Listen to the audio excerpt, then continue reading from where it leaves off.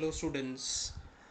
आज इस वीडियो में हम लोग इंट्रोडक्शन टू मैट्रिसेस करेंगे, जिसमें हम लोग मैट्रिसेस के सारे बेसिक कंसेप्ट्स क्लियर कर लेंगे। और सबसे पहले जो आप करोगे वो है ये वीडियो को प्रॉपरली पूरा देख लोगे, और जैसे ये वीडियो हो जाएगा उसके बाद आप आगे के वीडियोस देखोगे, जो भी चैप्टर रिलेटेड वीडियोस है। तो पहला काम आपका रहेगा कि ये वीडियो को प्रॉपरली देखना स्टार्ट से लेकर एंड तक। भले आपको पूरा चैप्टर का बेसिक क्यों ना पता हो, बट स्टिल आप लोग ये वीडियो को ज़रूर देखिएगा, क्योंकि इसमें मैं आपको पूरा बेसिक बताने वाला हूँ, जो मैट्रिसेस में आप 11th में पढ़ा होगा और जो 12th में काम आएगा।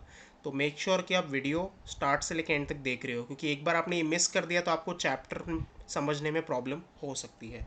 ठीक है, तो स्टार्ट करते हैं। पहला चीज़ जो आपको मैट्रिक्स के बारे में पता होना चाहिए वो है ऑर्डर ऑफ अ मैट्रिक्स। बहुत बेसिक है, ये आप सभी लोगों को पता है।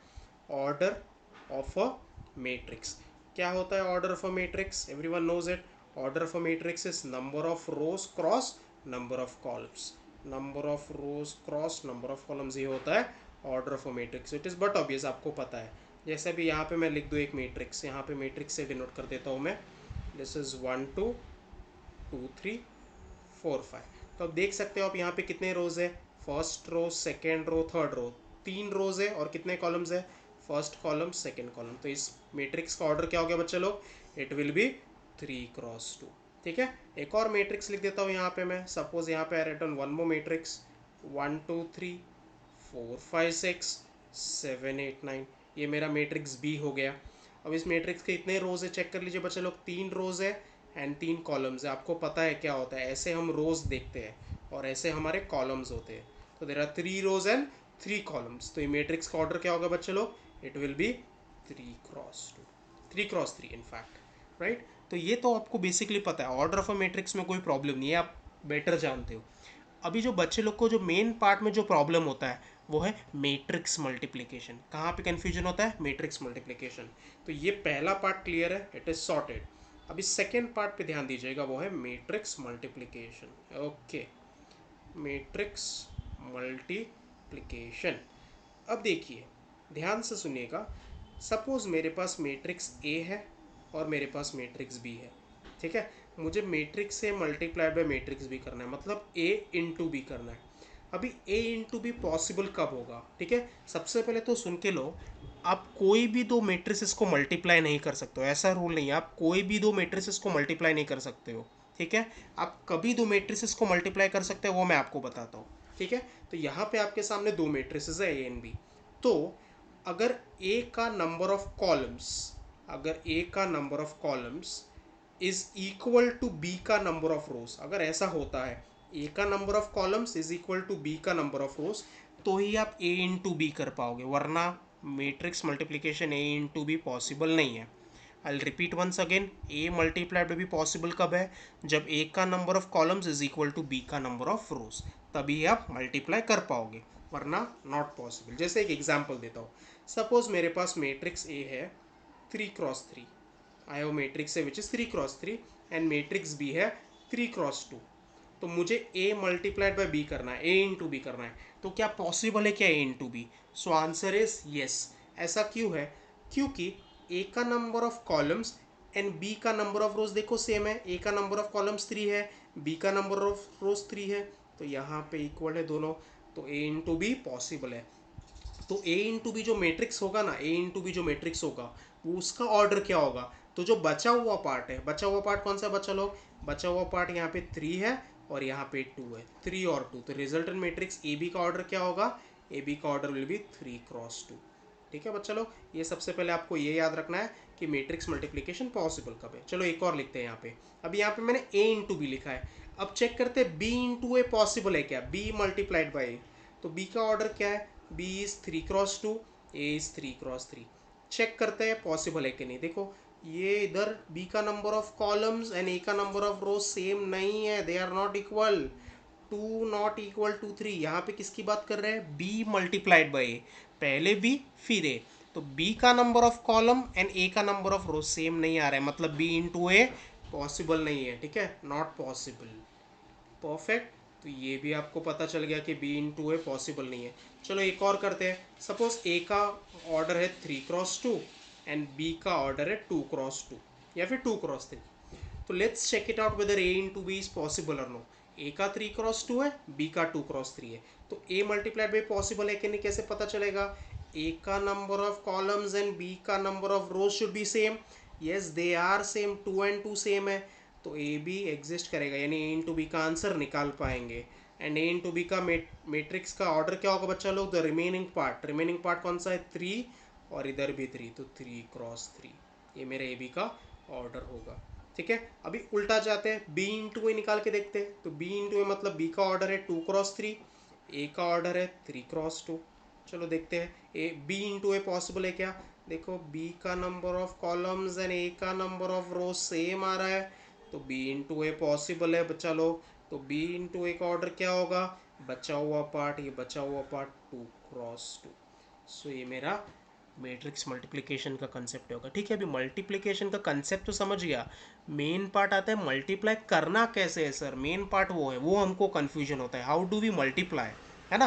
तो अब देखो एकदम सिंपल है, एकदम सिंपल है, देखो कैसे करते हैं। सपोज सपोज मेरे पास मैट्रिक्स ए है यहाँ पे 1 2 3 4, ठीक है।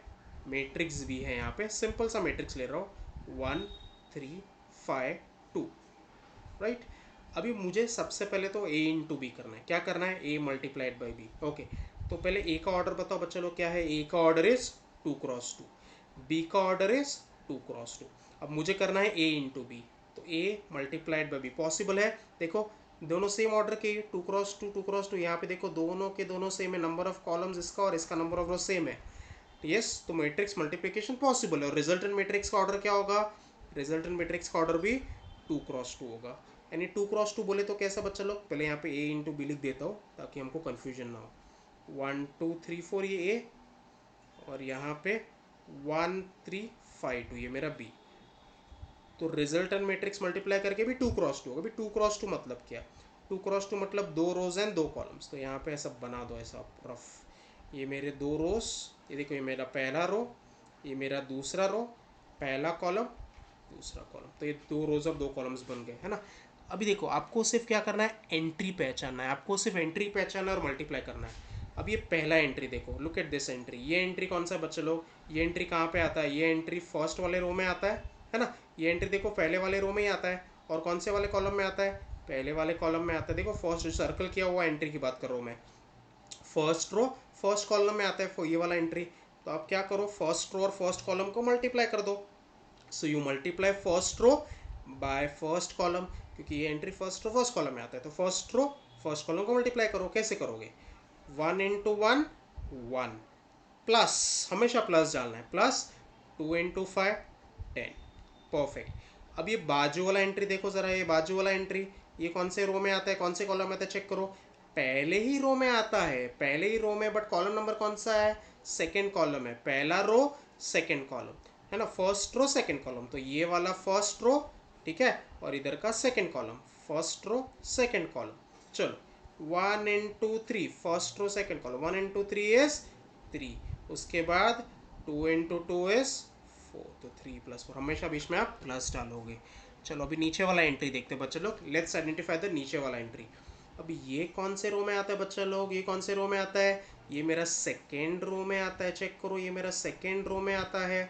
और कौन से कॉलम में? फर्स्ट कॉलम में ही है, सेकेंड रो फर्स्ट कॉलम, तो second row first column, 3 into 1 3 into 1 3, plus 4 into 5 20, perfect. और लास्ट बचा, ये देखो सेकेंड रो सेकेंड कॉलम, देखो सेकेंड रो में ही है और सेकेंड कॉलम में ही है, तो सेकेंड रो सेकेंड कॉलम, 3 3 ज़ा यहाँ पे 9, प्लस 4 2 ज़ा यहाँ पे 8, परफेक्टली फाइन। चलो ऐड कर लेते हैं, यहाँ पे क्या आ जाएगा बच्चों लोग देखते हैं। ये मेरा 11 आ जाएगा, ये मेरा 7 आ जाएगा, ये 23 हो जाएगा, और ये 17 हो जाएगा।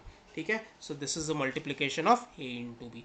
एक और करते हैं बच्चा लोग, लेट्स डू वन मोर, ठीक है, क्योंकि आपको मल्टीप्लिकेशन नहीं आएगा तो बोर्ड्स में भी स्ट्रगल करोगे, सीईटी में भी स्ट्रगल करोगे, and this is not what I want.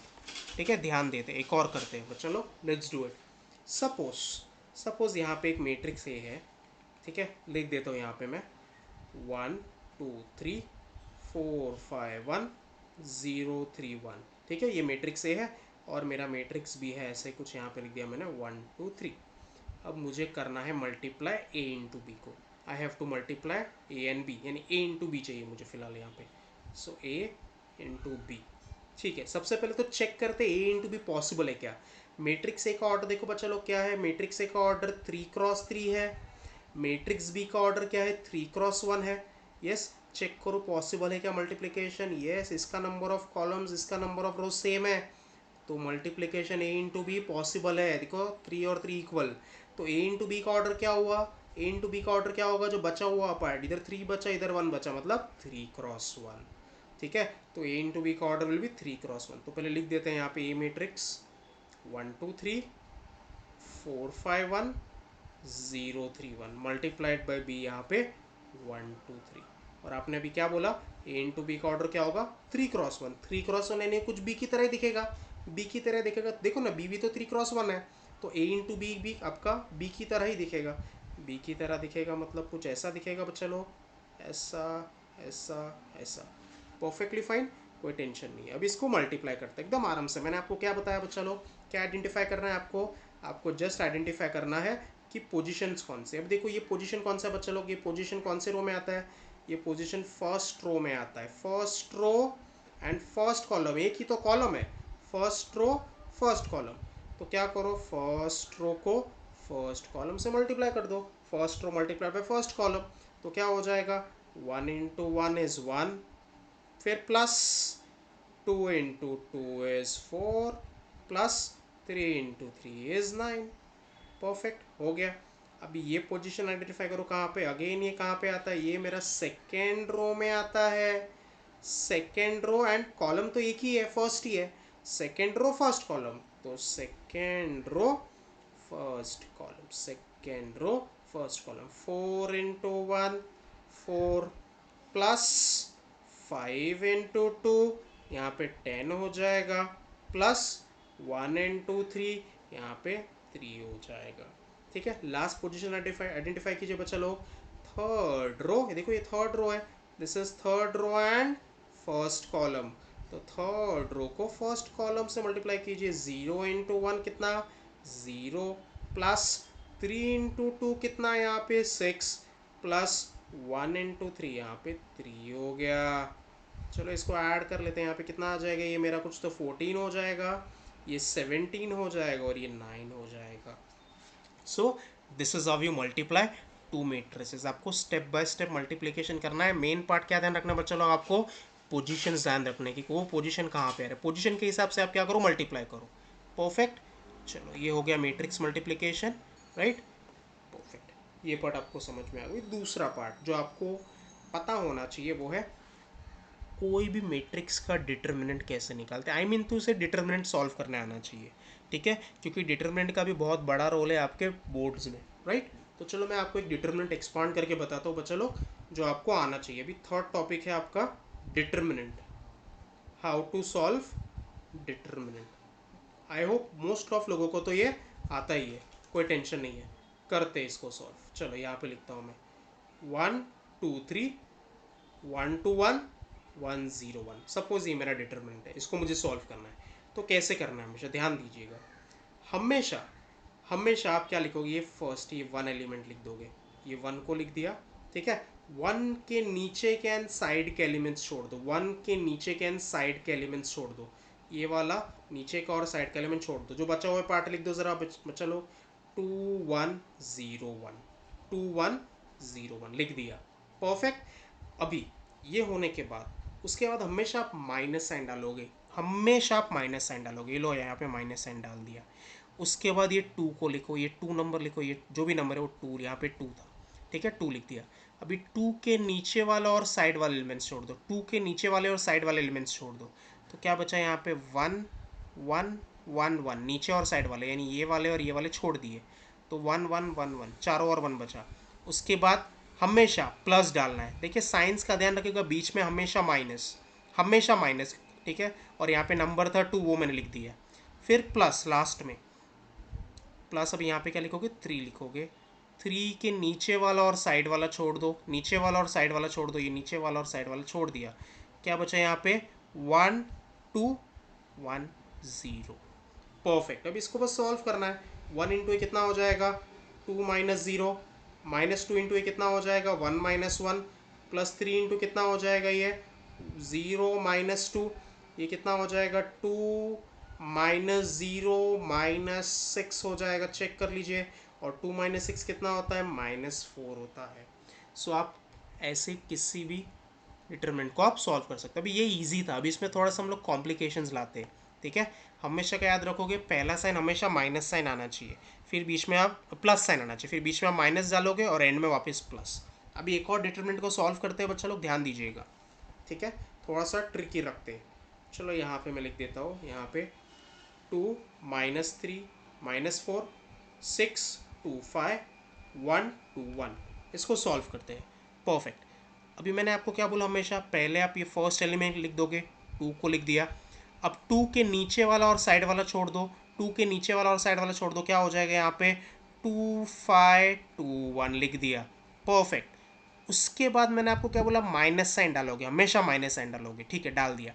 But अब यहाँ पे नंबर देखो, 2 के बाद वाला नंबर देखो क्या है, -3, तो माइनस साइन तो है ऑलरेडी, प्लस आप यहाँ पे और एक -3 डालोगे, माइनस ऑफ -3, नेक्स्ट स्टेप में +3 हो जाएगा, ठीक है, माइनस ऑफ -3। अभी इनटू -3 के नीचे वाला और साइड वाला छोड़ दो, तो क्या बचेगा 6 5 1 1।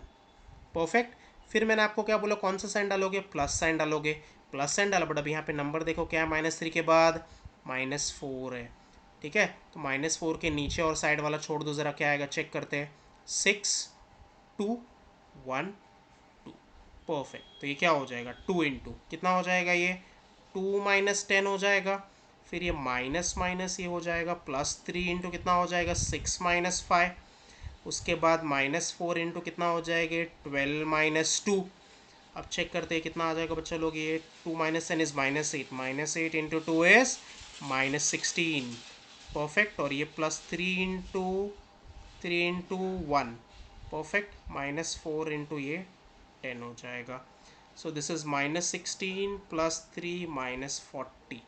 तो आप चेक करोगे तो दिस इज़ -56 +3, और ये हो जाएगा -53। तो ये तो आपको पहले इतना समझ में आ जाना चाहिए कि कैसे हम डिटर्मिनेंट को सॉल्व करते हैं। परफेक्ट। अभी ध्यान से सुनिएगा बच्चे लोग, वेरी वेरी इंपॉर्टेंट। कोई भी मैट्रिक्स ए है, अगर आपको कोई भी मैट्रिक्स ए दिया हुआ है, अगर उस मैट्रिक्स का डिटर्मिनेंट का वैल्यू, कोई भी मैट्रिक्स ए दिया हुआ है, अगर उस मैट्रिक्स का डिटर्मिनेंट का वैल्यू नॉन ज़ीरो आ गया, उस मैट्रिक्स के डिटरमिनेंट का वैल्यू नॉन ज़ीरो आ गया, तो मैट्रिक्स ए क्या कहलाया जाएगा, मैट्रिक्स ए एक नॉन सिंगुलर मैट्रिक्स कहलाया जाएगा। क्या बोलेंगे हम उस मैट्रिक्स को, नॉन सिंगुलर मैट्रिक्स। एक कब पॉसिबल है, जब एक मैट्रिक्स का डिटरमिनेंट का वैल्यू क्या होगा, नॉन ज़ीरो होगा, तो उस मैट्रिक्स ए को हम बोलेंगे नॉन सिंगुलर मैट्रिक्स। अगर एक मैट्रिक्स ए का डिटरमिनेंट का वैल्यू ज़ीरो है, अगर मैट्रिक्स ए के डिटरमिनेंट का वैल्यू ज़ीरो है, तो मैट्रिक्स को हम लोग बोलेंगे सिंगुलर मैट्रिक्स। क्या बोलेंगे उसको हम लोग, सिंगुलर मैट्रिक्स। ये बहुत अच्छी तरह समझिएगा बच्चा लोग, बहुत इंपॉर्टेंट है, ठीक है। तो नॉन सिंगुलर मैट्रिक्स किसको बोलेंगे, नॉन सिंगुलर मैट्रिक्स किसको बोलेंगे, ऐसे स्क्वायर मैट्रिक्स को, ठीक है। अगेन आपको ये बेसिक पता होना चाहिए कि हम स्क्वायर मैट्रिसेस का ही डिटरमिनेंट निकाल सकते हैं, ठीक है। तो ऐसा स्क्वायर मैट्रिक्स जिसका डिटरमिनेंट का वैल्यू नॉन ज़ीरो है, उसको बोलेंगे नॉन सिंगुलर मैट्रिक्स। और ऐसा स्क्वायर मैट्रिक्स जिसका डिटरमिनेंट का वैल्यू ज़ीरो है, उसको बोलेंगे सिंगुलर मैट्रिक्स, ठीक है। तो इस सिंगुलर मैट्रिक्स और नॉन सिंगुलर मैट्रिक्स का कंसेप्ट आपको याद होना चाहिए। परफेक्ट। तो ये एक, ये दो। अभी तीसरा जो मैट्रिक्स आपको पता होना चाहिए वो है आइडेंटिटी मैट्रिक्स, ठीक है। आइडेंटिटी मैट्रिक्स या फिर उसका दूसरा नाम है यूनिट मैट्रिक्स। आइडेंटिटी मैट्रिक्स और यूनिट मैट्रिक्स, ये आपको पता होना चाहिए। अभी क्या होता है, ध्यान से सुनिए। ये जो मैट्रिक्स लिख रहा हूँ यहाँ पे 1 0 0 1, इसको हम लोग बोलते हैं आइडेंटिटी मैट्रिक्स ऑफ ऑर्डर 2। इसको हम लोग बोलते हैं आइडेंटिटी मैट्रिक्स ऑफ ऑर्डर 2 या फिर of order 2 cross 2। Identity matrix of order 2 cross 2, ठीक है। चलो ध्यान रखिएगा, this is called an identity matrix और unit matrix of order 2 cross 2। 2 cross 2 के लिए ये मेरा आइडेंटिटी मैट्रिक्स है। Perfect, right.